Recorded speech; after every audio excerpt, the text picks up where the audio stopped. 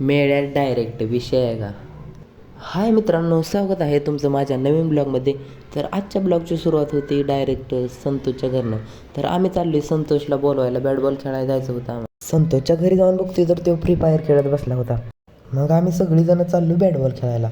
आणि bat ball खेळायला आम्ही कुठं चाललो आहे ते पण तुम्हाला दाखवतो, फक्त शेवटपर्यंत थांबा.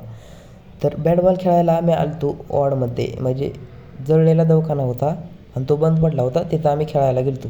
तर बघू शकता आम्ही आलो आता बॅट बॉल खेळायला. खेळू तिथं बॅट बॉल खेळायला लय मजा आली.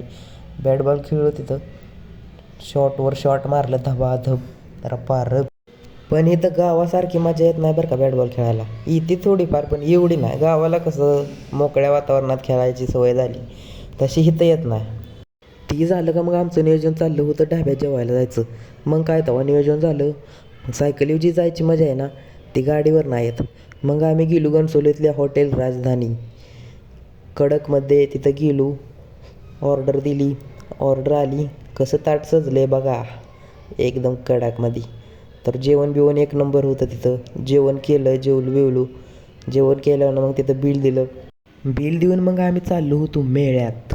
मग आम्ही आलो आहे आता मेळ्यात, बघू शकता. तर मेळ्यात काय म्हणजे एवढं काय बघायसारखं नव्हतं, पण बऱ्यापैकी होतं बरं का. पण गावासारखी मजा नाही बघा इथं खरं. गावाला जी मजा आहे की नाही, गावाच्या ज्या यात्रेची जी मजा आहे ती इथं नाही.